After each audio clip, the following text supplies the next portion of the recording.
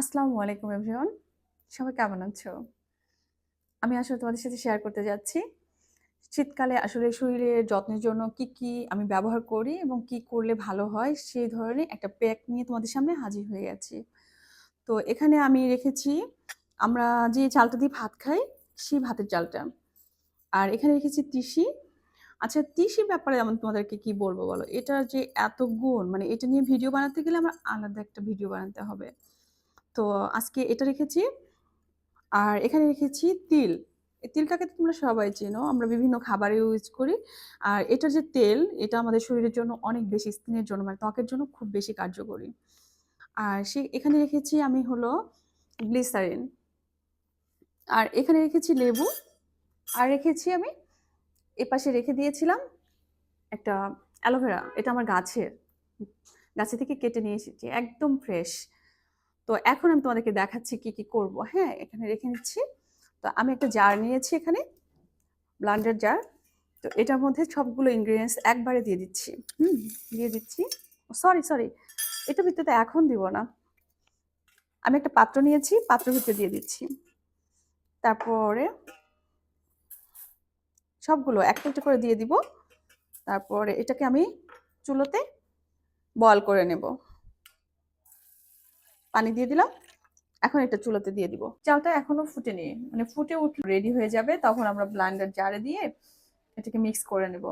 আমার মিক্সারটা already ready একটু mixing করার জন্য। একটু ঠান্ডা হওয়ার জন্য একটু সাইডে রেখে দিব। এখন আমি একটা কাজ করব। সেই কাজটা হচ্ছে আমাদের অ্যালোভেরার যে ডালটা আমি কেটে রেখেছিলাম সেটাকে একটু প্রসেস করব। আর এটা প্রসেস করার নিয়ম তো আমরা সবাই জানি মেবি। তো এটা হলো দুই সাইডে যে কাঁটাগুলো থাকে এইগুলোকে আগে ফেলে দিতে হবে। যেমন এই পাশ থেকে কাঁটাটা ফেলে দিলাম, তারপর এই পাশ থেকেও কাঁটাটা ফেলে দিলাম। এখন একটা কাজ আছে।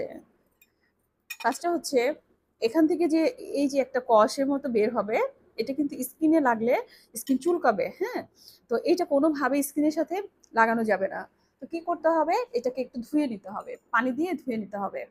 ধরো আমি এখানে পানিটা রেখেছি, এটা তোমাদেরকে সুবিধার জন্য দেখিয়ে দিচ্ছি। এটাকে ভালো করে একটু ধুয়ে নিব। ধুয়ে নিব। এখন এই যে কষটা ছিল এটা চলে গেল, হ্যাঁ? এটা স্কিনের জন্য খুব হার্মফুল। মানে স্কিনে লাগলে চুলকাবে। সো ভালো করার জন্য কাজ করছি, পরে দেখা যাবে উল্টো ক্ষতি হয়ে যাচ্ছে। তখন উল্টো রিঅ্যাকশন হতে পারে।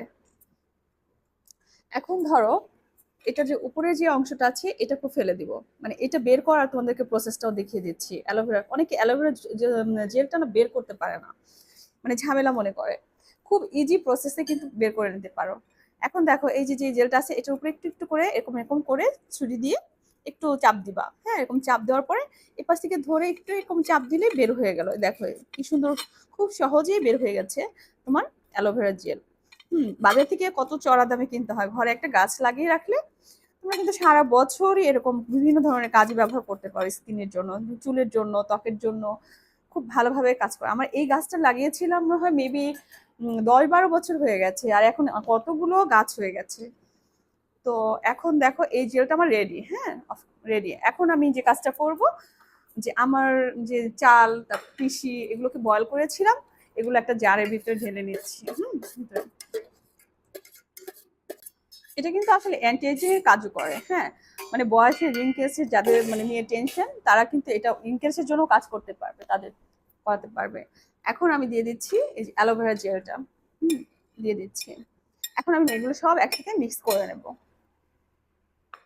দিয়ে দিচ্ছি লেবুর রস। হুম এখন দিয়ে দিব এটা কি বলতে পারো? গ্লিসারিন। এই শীতকালে গ্লিসারিন কিন্তু কোনো জুড়ি নাই। হ্যাঁ, গ্লিসারিন অনেক বেশি উপকারী। দিয়ে দিলাম 1 চামচ গ্লিসারিন।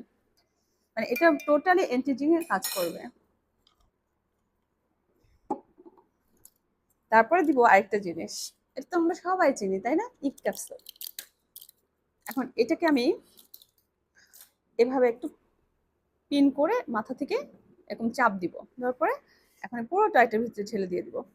খুব সহজে বের হয়ে গেল। এখন এটা যদি আমরা কেচি দিয়ে কাটতে যেতাম তাহলে দেখা যেত কি মানে ছড়িয়ে ছিটিয়ে পড়ে যেত এদিকে ওদিকে। হ্যাঁ, অর্ধেকটা মানে ওয়েস্ট হয়ে যেত। এরকম একটা পিন দিয়ে তোমরা কাজ করে নিবা, দেখবা খুব সহজেই তোমরা এই কাজটা করে নিতে পারছো। হ্যাঁ, একটু ওয়েস্ট হচ্ছে না। শেষ। আমি দুটো দিলাম, তোমরা আরো দুই একটা দিতে পারো, বেশি করে দিতে পারো। সো আমার এটাতেই চলে যাবে আমি ভাবছি, এনাফ। এখন আমি এগুলোকে একসঙ্গে মিক্স করে নেব। তো রেডি হয়ে যাবে আমার অ্যান্টি এজিং প্যাক। রেডি আমার অ্যান্টি এজিং প্যাক।